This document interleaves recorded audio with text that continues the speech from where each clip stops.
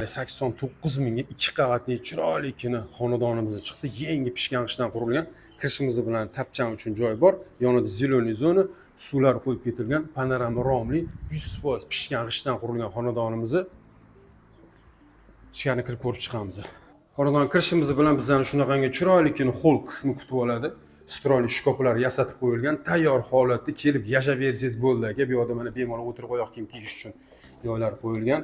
Bu yerda uyimizning yuragi bo'lgan kotel, nasoslari qo'yib ketilgan. Yaxshi koreyskisidan foydalandim deyaptilar. O'zlari uchun qurgan ekanlar. Bu yerda mana zal sifatida foydalansangiz ham bo'ladi. Aboylarga e'tibor berib qo'ysa, sifatli yaxshi mo'ysha aboylardan foydalanilgan.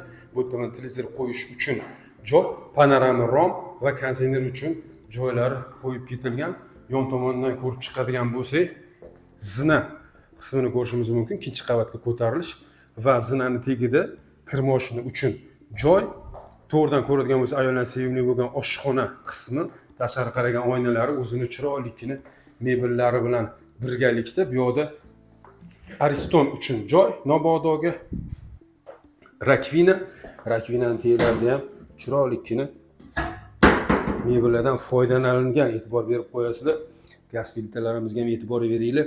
Gaz plita, pech, vichka hamma sharoitlari qilingan.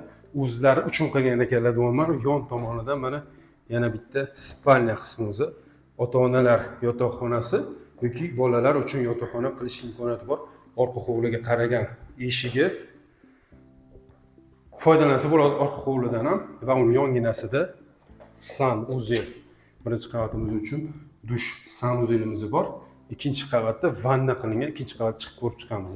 Ikkinchi qavatga chiqishimiz bilan bizani shunaqangi hol qismi kutib oladi. Chiroylikini biralarga e'tibor berib qo'yasizlar. Chiroylikini remont qilingan. O'ng tomondan ko'rib chiqadigan bo'lsak, o'ng tomonda bolalar yotoqxonasi. Bu yerda ham chiroyli, yaxshi aboylardan foydalanilgan, tashqari qaragan oynalari bor. Televizor uchun joy qo'yib ketilgan. Chiroylikini yaxshi remont qilingan, yonginasini ko'rishimiz mumkin. Yon tomonida ham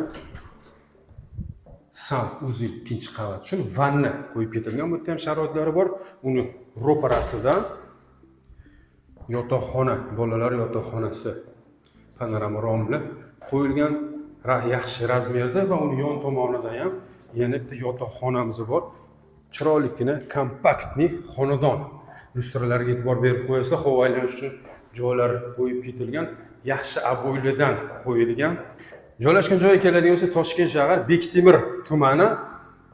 Bektemirskiy rovudiga yetmasdan ko'chani boshida joylashgan bo'ladi. Qo'yiluvgacha deydi 1 kilometr atrofida chiqadi. Yaxshi joy joylashgan. Metro ham bor qo'yiluvda. Shahar Liboy burchagiga yetib olsangiz bo'ladi. Yon atroflarimizda maktab, bog'cha, korzinka hamma sharoitlari bor. Xonadonimiz yangi pishgan, g'ishtdan qurilgan, yaxshi remontda qilib qo'yilgan. Shunaqangi xonadon qidirgan do'stingiz bo'lsa jo'natib qo'ying. Video yoqqan bo'lsa bitta like bosib qo'yasiz. Xonadonimizni 89 ming baholanyapti. Qiziqqani bo'lsa nomer qoldiraman. Telefon qo'yinglar. Arzon variantda Telegram kanalimizda ham o'tib turadi. Obuna bo'lib qo'yishni esdan chiqarmanglar.